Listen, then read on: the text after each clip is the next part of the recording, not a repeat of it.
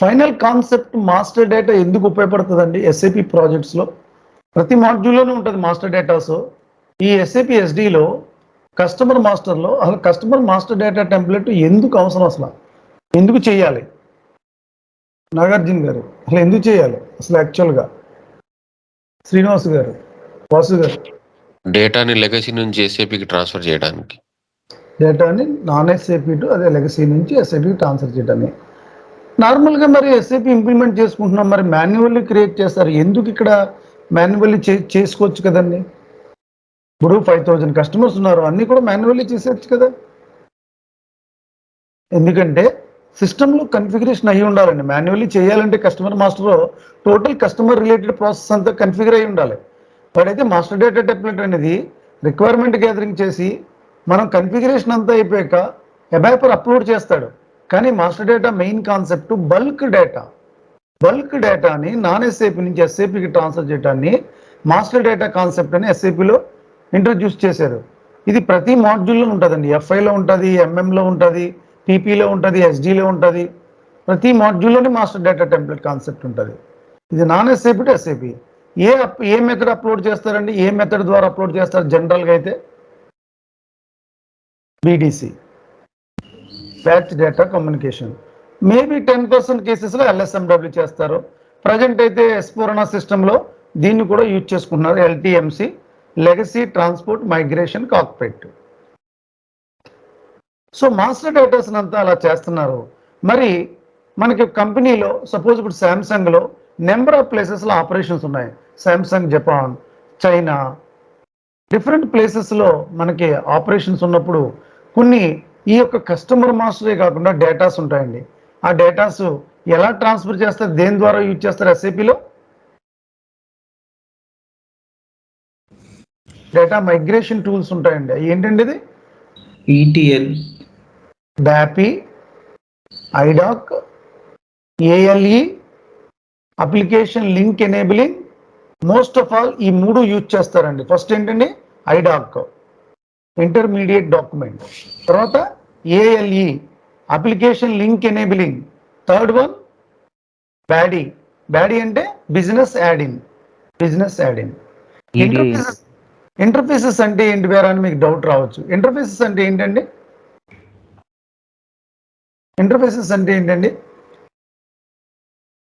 ఏదైనా మనం చూసేది ఇంటర్ఫేస్ అంటే ఎనీ స్క్రీన్ కానీ బిట్వీన్ టూ సిస్టమ్స్ ఉంటుంది sir. Third party systems. Simple example, ఒక ఆర్గనైజేషన్లో ఒక ప్రోడక్ట్లో, ఒక శాంసంగ్లో నెంబర్ ఆఫ్ యాక్టివిటీస్ ఉంటాయండి. పర్చేసింగ్ ఉంటుంది, ప్రొక్యూర్మెంట్ ఉంటుంది, మార్కెటింగ్ ఉంటుంది, రీసెర్చ్ అండ్ డెవలప్మెంట్ ఉంటుంది. These are all functional areas. ఆ యొక్క డేటా ఉంటుందండి దాంట్లో. ఆ డేటాని మనం ఏఎల్ఈ ద్వారా కానీ, ఐడాక్ ద్వారా కానీ, బిజినెస్ యాడ్-ఇన్ బ్యాడీ ద్వారా కానీ ట్రాన్స్ఫర్ చేసుకుంటారండి డేటాని. మాస్టర్ డేటాకి ట్రాన్సాక్షన్ డేటాకి డిఫరెంట్ ఏంటండి? Master data is empty data. Empty data అంటే ఏంటి అసలు యాక్చువల్గా? ఒక కస్టమర్స్ ఉన్నారు 5000 మంది. ఎంప్టీ అంటే దాంట్లో ఏమి ఉండదండి అసలు.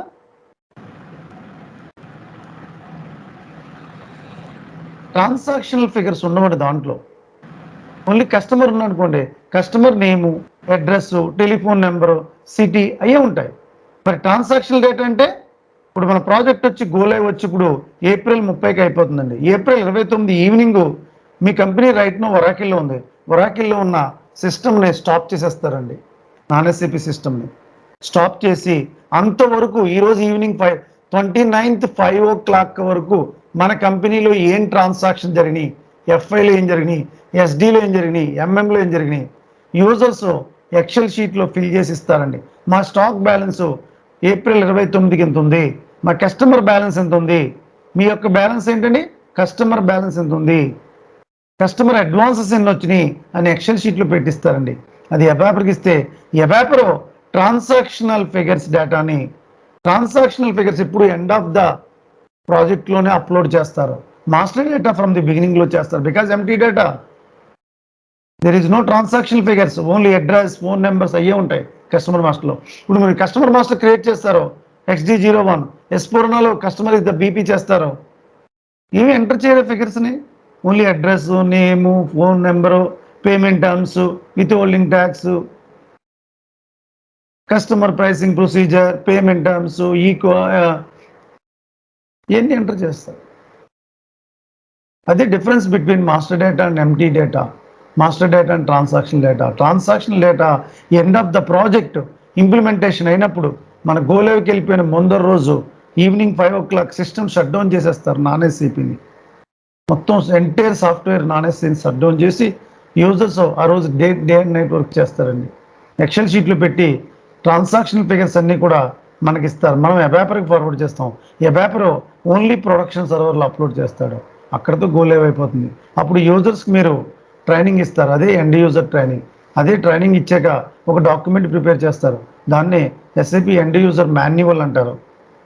ఈసీసీలో అయితే కనుక ఈజీ యాక్సెస్లో కస్టమర్ ఎలా క్రియేట్ చేయాలి, enquiry, quotation, sales order, billing document. But S4HANA సిస్టంలో ఇప్పుడు కస్టమర్ ఎలా క్రియేట్ చేయాలో ఈసీసీలో చూపెట్టాలి, ఫియోరీ అప్లికేషన్లో చూపెట్టాలి కస్టమర్ మాస్టర్ని. సేల్స్ ఆర్డర్ ఎలా క్రియేట్ చేయాలి, ఫియోరీలో చేయాలి, ఈసీసీలో చూపెట్టాలి. ఎండ్ యూజర్ ట్రైనింగ్ కంపల్సరీ ఇవ్వాలి. ఎందుకంటే ఒకసారి ట్రైనింగ్ ఇచ్చాక ప్రాజెక్టు సపోర్ట్కి వెళ్ళిపోతుంది. ప్రాజెక్ట్ ఇంప్లిమెంటేషన్ అంతా అయిపోయాక ట్రైనింగ్ ఇచ్చేసాక 2 days స్టాప్ చేసేస్తారు. సిస్టమ్ స్టాప్ చేయరండి. 2 days వర్క్ చేయరు. 48 hours స్టెబిలైజ్ అవుతుంది మొత్తం సిస్టమ్, ఇంటిగ్రేట్ అవుతుంది. తర్వాత పోస్ట్ గో లైవ్ సపోర్ట్కి వెళ్ళిపోతుందండి.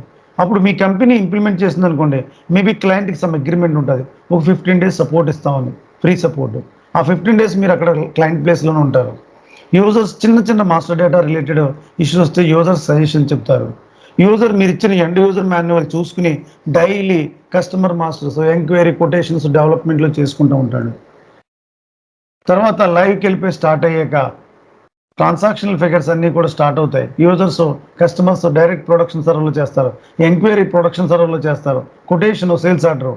ఇష్యూస్ వస్తూ ఉంటాయి. ఆ ఇష్యూని స్క్రీన్ షాట్ తీసుకుని కింద డౌన్ సైడ్ ఆ ఇష్యూని స్క్రీన్ షాట్ని ఎంఎస్ వర్డ్లో పెట్టి down side so error problem face చేస్తున్నామని చేసి అది save as a ticket number కింద క్రియేట్ చేసి హెల్ప్ డెస్క్ ఉంటుందండి, హెల్ప్ డెస్క్లో పెడతారు.